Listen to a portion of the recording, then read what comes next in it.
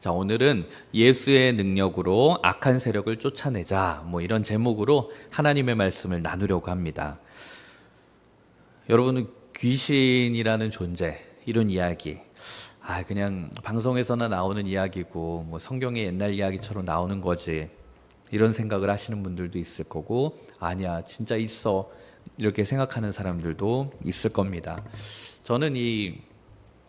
저도 되게 이성적인 사람이거든요. 저는 굉장히 이제 분석하고 논리적으로 따져야 되는 사람인데, 예전에 이제 제가 해외 선교부를 맡을 때 거기 여러분 퍼스펙티브스라는 강의가 있었어요. 이렇게 몇 주 과정으로 길게 하는 건데, 그거를 이제 듣는데, 그걸 이제 그때마다 선교사님들이 오셔서 강의를 하세요. 그리고 선교지에 있는 어떤 이야기들을 해주시고. 근데 지금도 생각나요. 근데 제가 성함이 기억이 안 나요. 여러분, 그 선교하는 단체들이 여러 기관들이 있는데, 그 중에 세계 성경 번역 선교회라고 있어요. 왜냐하면 성경을 번역해야 되잖아요. 그런데 만약에 저기 아프리카나 오지에 정말 그들의 언어로 성경을 번역을 해주는 사역을, 얼마나 힘든 일이겠어요, 여러분. 한글로 된 성경을 읽는 것도 평생 걸려서도 못 읽는 일이 태반인데, 그 정말 소수민족의 언어로 성경을 번역을 하는 일을 하는 거예요. 그러니까 이 선교사님들은 특징이 여러분 되게 학구파들이에요. 여러분 선교사님들 보면 되게 행동대장 스타일들이 있거든요. 그냥 막 몇 시간이 어디든 가고 일단 저질러 보고 이런 스타일들이 있는데, 이 세계 성경 번역 선교회, 이 번역 사역을 하는 분들은 약간 교수님 같고 학자 같고 약간 이런 느낌이에요. 그 분이 한 분 오셔가지고 이제 그 번역 선교에 대한 강의를 하시는데, 이렇게 강의 같아요. 이렇게 듣는데, 이제 의외로 저는 이 번역 선교에 계신 선교사님인데 오셔가지고 영적 전쟁에 대한 이야기를 하는 거예요. 그래서 이렇게 듣다가 약간 저도 이제 몰입을 하게 되더라고요. 무슨 얘기였냐면, 아프리카나 여러분 이런 오지에 이제 선교사님이 가서 번역을 하면 방해를 하는 사람들이 되게 많대요. 그러니까 대놓고, 왜냐하면 이제 이게 번역이 다 되면 정말 이 복음이라는 게 들어오니까, 특히 그 지역에 있는, 여러분 우리랑 지금 문화가 다른 거예요. 아프리카 오지 이런 데는 무당이 있단 말이에요. 그런 이제 아니면 혹은 마녀, 이런 진짜 마법을 행하는 사람, 이런 사람들이 저항을 한다는 거예요. 그래서 막 그냥 집에 막 돌 던져서 막 집에 막 이렇게 막 공격을 가기도 하고, 막 이런 일들이 있는데, 그런 일들은 충분히 제가 이성적으로 있을 수 있다 했어요. 근데 여러분 진짜 재밌는 건, 성경 번역이 끝날 때쯤이 되잖아요. 이제 곧 있으면 마무리할 때쯤이 되면 정말로 그 보이지 않는 어떤 공격과 이런 것들이 있다는 거예요. 근데 이분이 겪은 이야기를 해주는 거였어요. 여러분 이 이야기를 되게 교수님 같고 되게 이성적인 분이 하시는 이야기인데, 번역을 마무리할 때쯤이 돼서 유독 이제 성경 번역 선교회들은 기도 요청을 되게 많이 하신대요. 왜냐하면 이분이 이제 가족들이랑 이제 4명이 모여서 이제 그날도 이제 저녁을 먹으려고, 이제 밥을 먹으려고 하고 있는데, 갑자기 이 식탁이 덜컥 덜컥 하더래요. 그 정말로. 근데 이 선교사님도 번역의 과정이 거의 마무리가 되고, 이게 영적 전쟁이구나. 왜냐하면 그 지역에 있는 무당이 계속 이 선교사님들이 이게 안 되도록, 선교사님이 나가도록 막 자기들 나름대로 주술로 기도하고 막 그랬다는 거예요. 근데 이제 밥을 먹는데 이게 정말 영화처럼 덜컥덜컥 하는 일들이 생기니까, 이 선교사님이 이거는 나 혼자 힘으로는 안 되겠다. 그래서 여러분 아프리카 쪽 오지는 핸드폰 이런 거 잘 안 돼요. 그러니까 무전기로 주변에 있는 다른 선교사님들한테 연락을 해서 같이 무전기를 틀고 막 거기서 함께 막 그렇게 기도를 하면서 이제 그 과정들을 마무리를 하면서 결국 성경 번역을 했다는 거예요. 근데 저는 그 얘기를 듣는데 약간 막 머리털도 이렇게 쓰고, 진짜 약간 그럴 수 있나 보다. 왜냐면은 막 부흥사 목사님이 이런 얘기를 했으면 제가 안 믿었을 텐데, 정말 번역의 마무리의 과정에 가면 가족이 아프거나 막 이런 일들이 생긴다는 거예요. 근데 여러분 선교지에서는 지금도 그런 기적과 같은 일들, 혹은 굉장히 민감한 영적 전쟁들이 벌어지고 있는 간증을 우리가 되게 많이 보게 됩니다. 그러니까 여러분 우리들의 삶 속에서는 요즘은 그런 거 없죠. 우리나라도. 근데 여러분 옛날에 7, 80년대는 그런 일들이 비일비재했단 말이에요. 그러니까 오늘 말씀을 보면 그냥 어떤 하나의 일화이구나라고 볼 수도 있지만 사실 우리가 영적인 세계, 우리가 살고 있는 이 세계 너머에 무언가가 있다고 보면 충분히 우리들이 이해할 수 있는 이야기예요. 오늘도 보면은 예수님이 그냥 대놓고 귀신을 쫓으신 사건이 기록되어 있어요. 그러니까 예수님이 이제 가버나움이라고 하는 마을에 회당에 들어가신 거예요. 유대인들이 그 예배드리는 회당에 들어가셔서 거기서 말씀을 전하셨어요. 근데 그 가르침의 수준이 여러분 차원이 달랐던 거예요.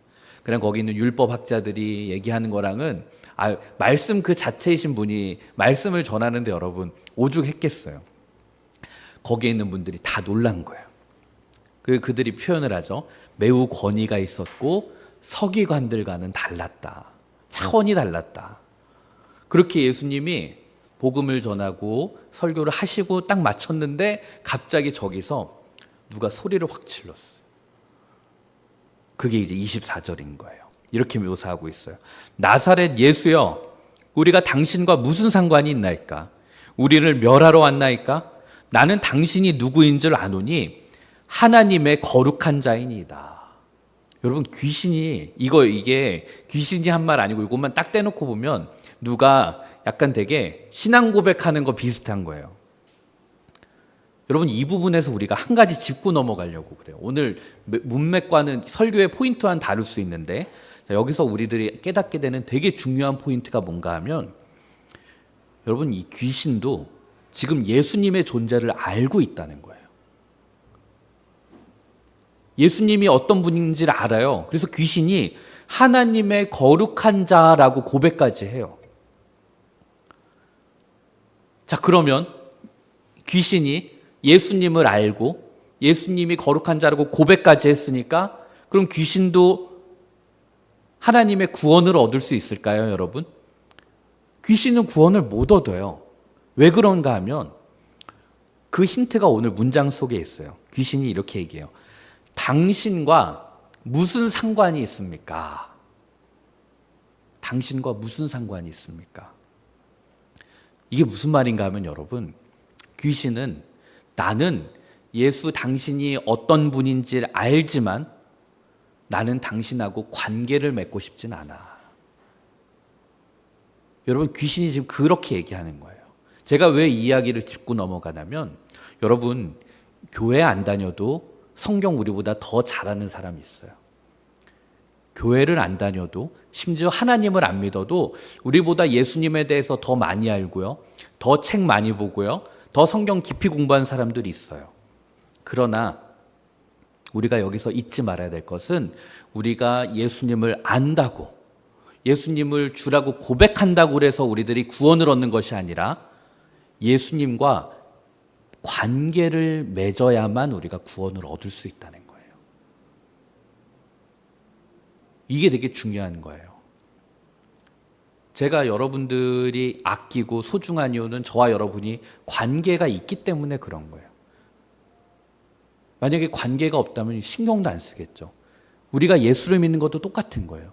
우리가 성경 지식이 많고 공부를 많이 하고 예수님에 대한 어떤 일대기를 보고 해도 여러분의 삶 속에서 예수님과 아무런 연관 없이 살아간다면 여러분 그 사람은 어쩌면 예수에 대해서 알고 고백할 뿐이지 관계된 사람은 아니라는 거예요.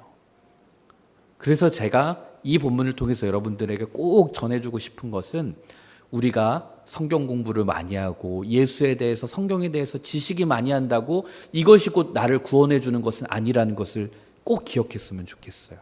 하나님과 관계 맺는 삶.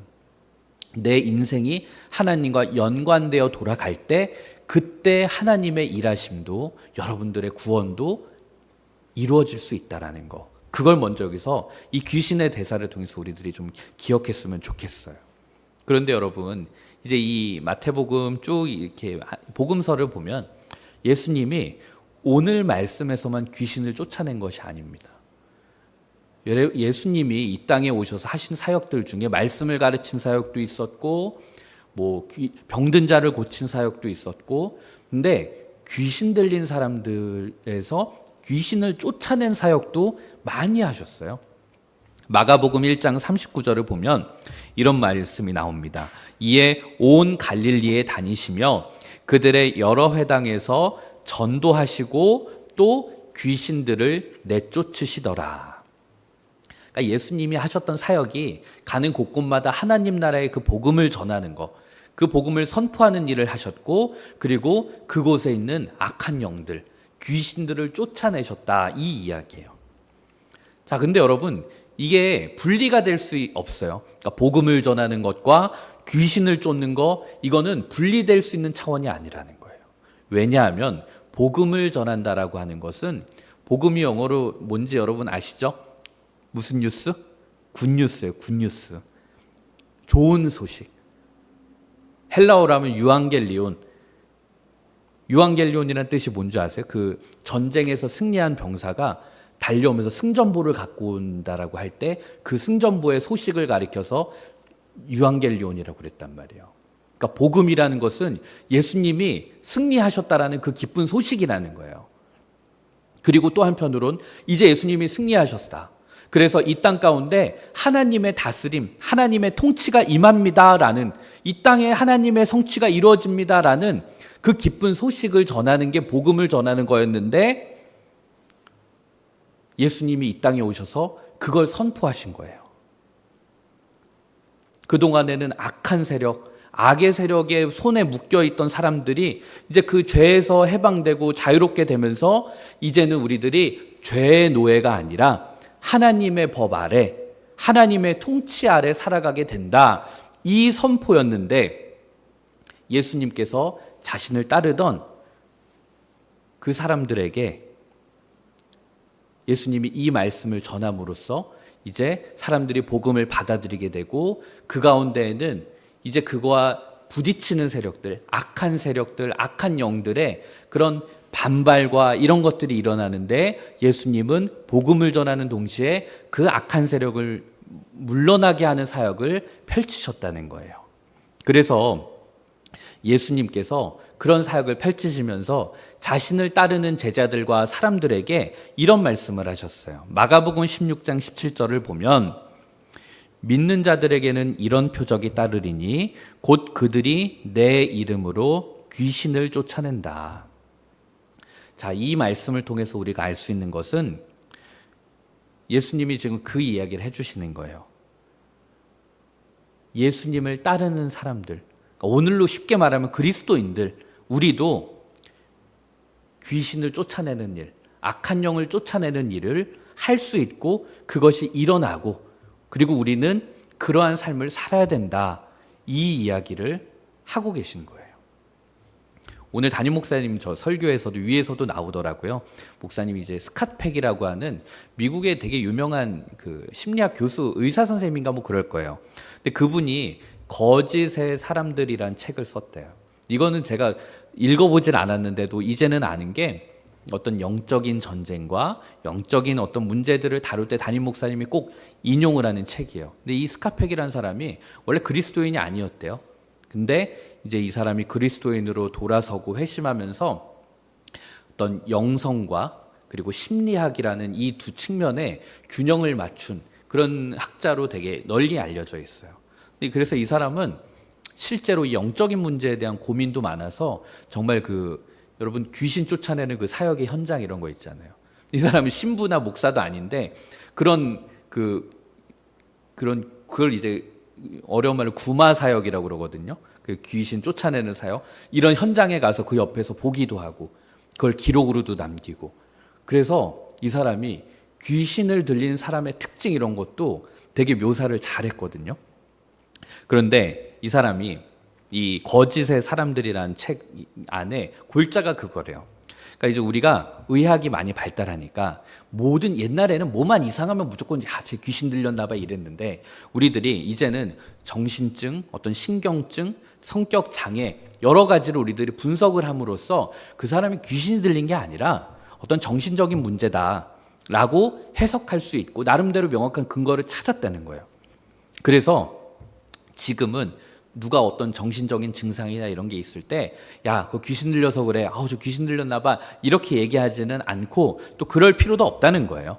그리고 이제 사람들이 그런 얘기도 잘 안 하고, 그런데 여전히 이 사람이 과학자잖아요. 학자잖아요. 근데 여전히 자기뿐만이 아니라 과학자들 사이에서는 도저히 과학적으로 증명할 수 없는 어떤 일들, 그런 일들이 벌어지고 있고, 우리들이 그런 악한 영의 존재에 대해서 우리들이 무조건적인 없다, 부인할 수는 없다라는 거예요. 그러니까 그것을 인정하는 학자들이 상당히 있고 그런 정신과 의사들도 있다. 이제 그런 이야기를 해요.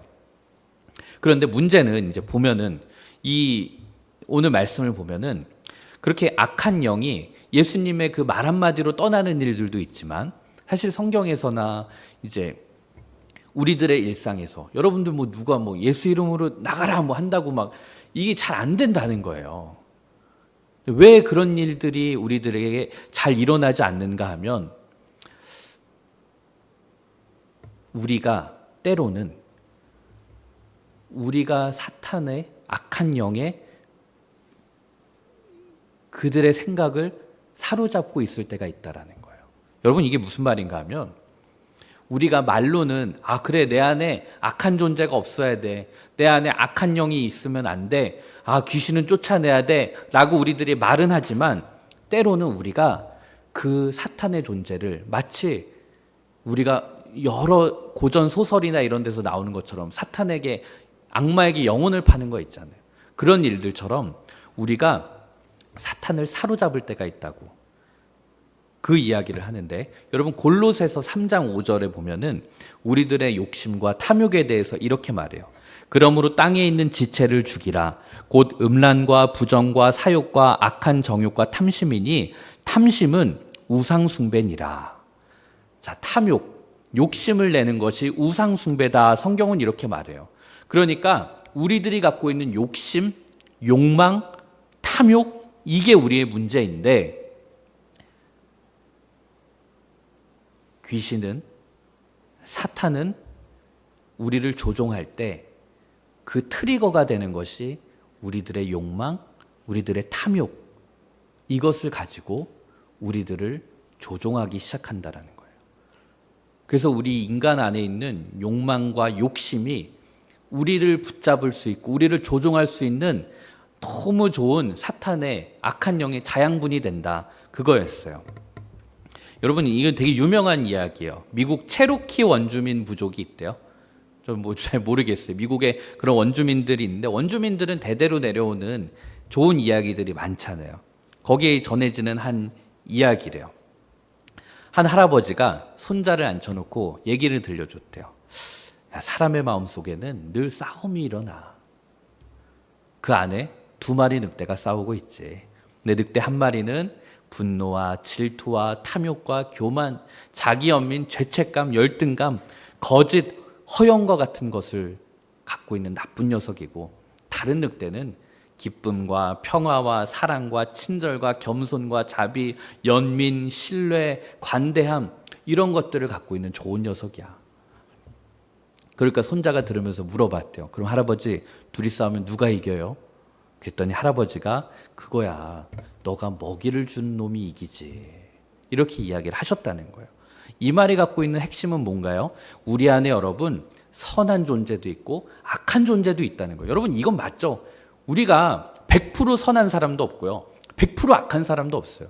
여러분 스스로가 알잖아요. 와, 내가 제 인간이 이 모양밖에 안 되나? 하는 정말 내가 봐도 한심한 그 모습이 있어요. 내가 어떻게 이렇게 사람을 미워할 수 있지?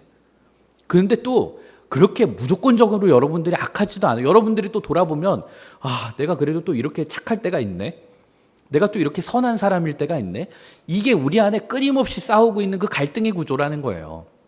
근데 우리가 어디에 먹이를 주느냐에 따라서 내가 사탄의 악한 영의 귀신의 하수인으로 살아갈 수도 있고 내가 하나님의 자녀로 선하게 살아갈 수도 있다라는 거예요. 그건 전적으로 우리의 선택과 우리 의지의 문제라는 거예요. 보통 요 정도 설교의 톤으로 마무리가 되는데 이제 스카펙의 책 그리고 오늘 담임 목사님 설교에서는 여기서 여러분 한 단계를 더 깊이 들어가는 거예요. 귀신은 여러분 우리 개개인에게 역사에서 우리들을 흔들 때도 있지만 악한 영은 인간이 살아가고 있는 어느 한 공동체 어느 한 조직, 어느 한 국가에 대대적으로 악을 끼칠 수도 있다. 그 이야기를 하는 거예요. 우리가 역사를 보다 보면 어떻게 인간이 그런 짓을 할 수가 있지? 아니 어떻게 그런 일들을 벌어질 수가 있지? 여러분 인류의 역사, 세계사를 보면 참담한 것들이 많잖아요. 대표적인 게 그 책에서는 그걸 다뤄요. 홀로코스트 사건. 그러니까 나치가 유대인들을 잔혹하게 학살하는 그 사건들. 여러분 진짜 그 당시에 히틀러의 연설하는 영상을 보면 다 사람들이 미친 것 같다고요. 자기네들의 독일인 민족들이 우월함을 막 강조하면서 유대인들을 그렇게 가스실에서 그 어린아이까지 잔혹하게 죽이는 일들. 여러분 이건 솔직히 지금은 없는 일 같죠? 지금도 여러분 아직도 우크라이나 전쟁 속에서 수많은 사람들이 죽어가고 있고요. 그리고 유럽에서 수많은 내전들이 일어나는 곳에서 여전히 사람들은 잔혹하게 살해되고 있고요. 아프리카는 뭐 여러분 다 가난해가지고 다 굶어 죽는 줄 알아요? 아프리카 안에서도 부족들 간의 그 전쟁은 잔혹하기가 그지없습니다. 인류의 역사를 보면 아니 어떻게 저 국가는, 어떻게 저 집단은 저런 말도 안 되는 저런 비이성적인 일을 저지르지? 그런데 이 스카펙이라는 사람이 이 거짓의 사람들을 보면서 그렇게 공동체가 비정상적인 악행을 저지르는 데에는 두 가지 원인이 있다. 그것을 이야기해요. 그것이 바로 하나가 지적인 게으름이고 또 하나가 나르시시즘이라는 거예요. 하나는 지적 게으름이고 또 하나는 나르시시즘. 나르시시즘이 여러분 뭔지 알죠? 쉽게 말하면 공주병, 왕자병. 난 너무 멋있어. 난 너무 괜찮아. 내가 진짜 제일 괜찮은 사람. 이게 과잉된 사람들. 이제 원고에는 안 썼는데 그 스카펙이라는 사람 책 보면 그런 부분이 있어요. 그러니까 이제 이거 지금 공동체가 악을 행하는 요소가 여러분 지적인 게으름 하나랑 나르시시즘이잖아요. 근데 스카펙이 귀신 들린 사람을 관찰하고 분석하는데 귀신 들린 자들의 특징 중에 하나가 지나친 자의식, 나르시시즘이 있더래요. 그 귀신이 그 사람을 통해서 말하고 하는 그 문장들과 이런 걸 볼 때 그게 공통적인 모습이었대요. 자, 여러분, 공동체가 어느 한 국가가 미칠 때, 제정신이 아닐 때 벌어지는 두 가지가 지적인 게으름이래요. 첫째, 지금 이 벌어지고 있는 일들, 우리가 지금 무엇을 하고 있는지 여기에 대해서 우리들이 철저히 돌아보고 생각하고 공부하고 이런 노력을 게을리 한다라는 거예요. 그러다 보면은 이제 우리들이 지금 어디로 가고 있지 이런 걸 망각하게 되고, 또 하나가 우리가 다른 사람들보다 우월해. 우리가 다른 사람들보다 도덕적으로 훨씬 탁월해. 이렇게 생각할 때 우리들은, 한 조직은, 한 국가는 악한 영의 노예가 될 수밖에 없다는 거예요. 근데 진짜 그렇지 않나요, 여러분? 히틀러가, 독일이, 나치가 민족 우월주의에 빠지거든요. 그리고 자신들이 지금 무엇을 하고 있는지 여기에 대한 성찰과 고민이 없었어요. 저는 여러분들하고 함께 고민해보고 싶은 건 나르시시즘. 이 부분이에요. 여러분, 제가 볼 때 여기는 다 공주병, 왕자병 없잖아요. 난 좀 괜찮은 사람이야.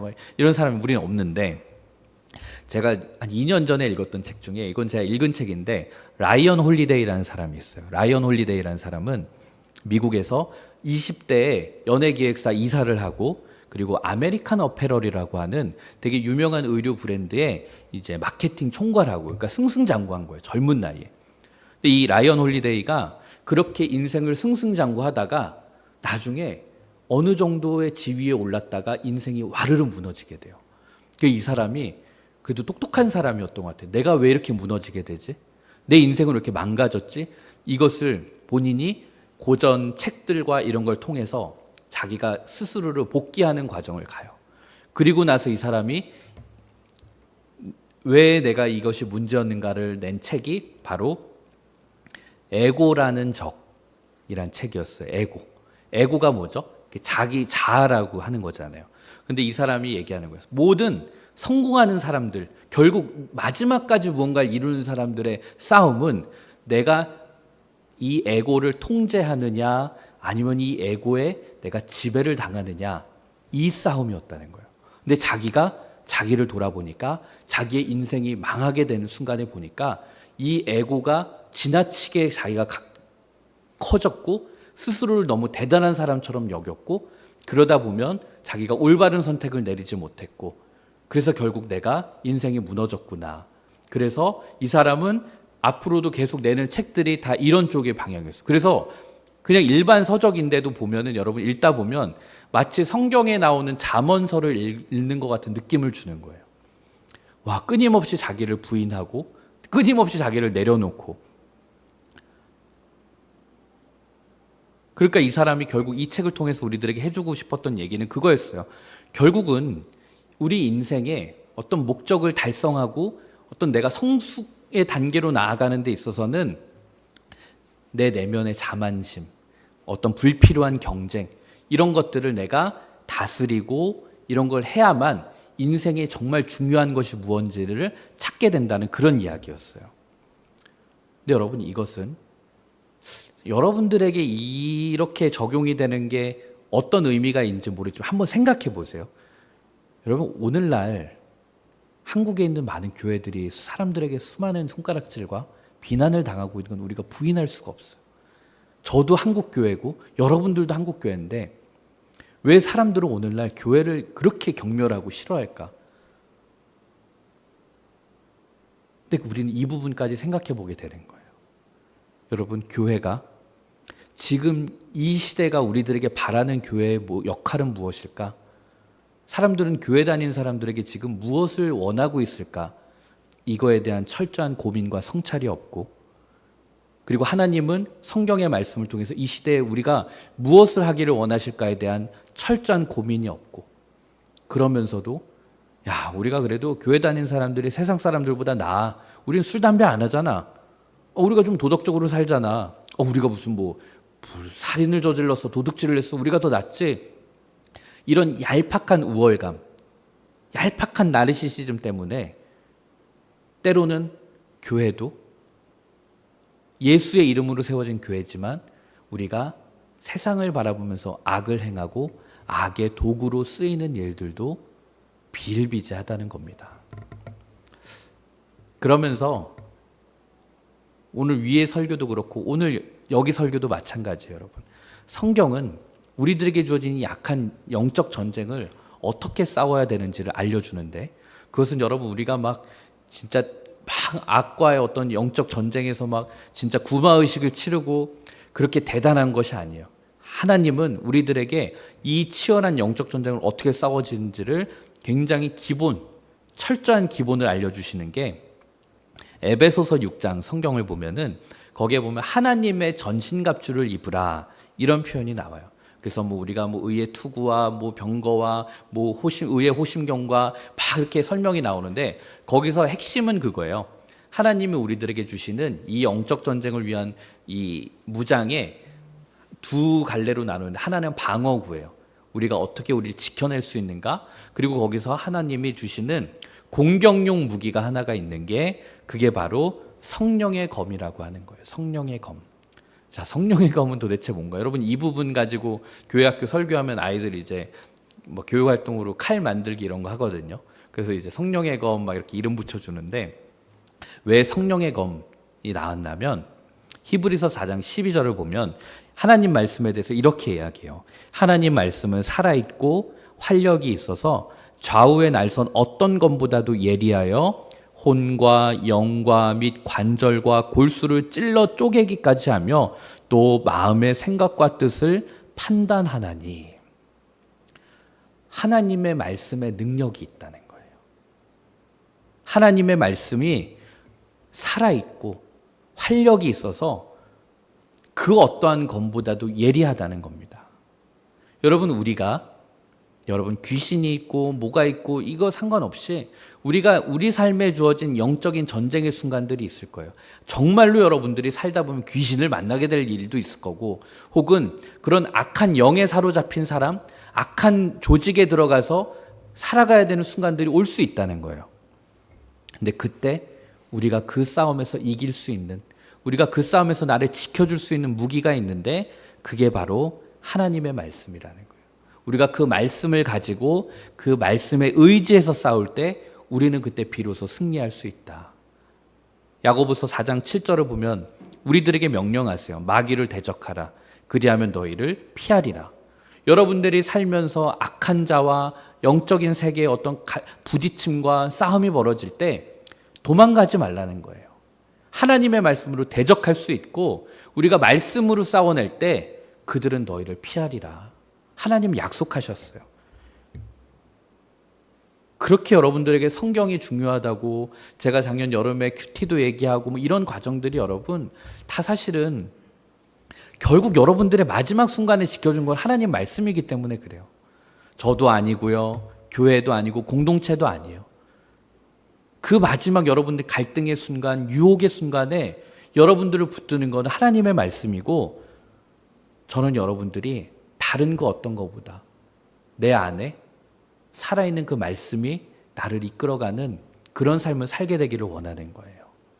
그래서 여러분들이 어렸을 때 성경 암송도 하고 말씀도 어쨌든 단 하나를 제가 늘 기억하잖아요. 얘기하잖아요. 여러분들이 가길 때 단 한 절이라도 머릿속에 기억하고 갔으면 좋겠다고. 여러분 그 말씀이 여러분들을 살리고 그 말씀이 여러분을 지켜내기 때문에 그렇습니다.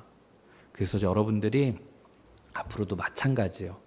저는 여러분들이 조금이라도 더 하나님의 말씀을 사모하는 사람들이 되었으면 좋겠습니다. 그냥 그 말씀이 나에게 어떤 공부거리가 아니라 이게 나를 살리고 이게 나를 지키고 이게 나를 여러분 우리 영화 보면 귀신 막 쫓아내고 막 십자가 들고 막 뭐 만을 하고 뭐 하죠? 여러분 그렇게까지 안 해도 된다는 거예요. 우리가 하나님의 말씀을 지켜낼 때 말씀이 우리 안에 있을 때 여러분 그러려면 우리가 말씀을 잘 읽어야 되겠죠? 말씀을 안 읽는데 어떻게 우리들이 말씀이 우리 안에 역사를 할 수 있겠어요?